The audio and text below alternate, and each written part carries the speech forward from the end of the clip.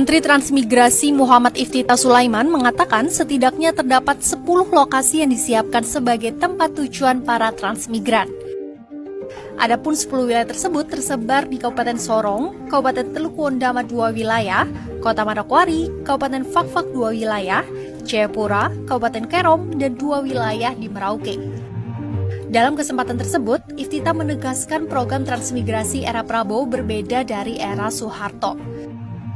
Perbedaan ini terletak dari skema pengiriman transmigran, di mana pada era Soeharto pemerintah mengirim langsung penduduk dari satu wilayah ke wilayah lainnya.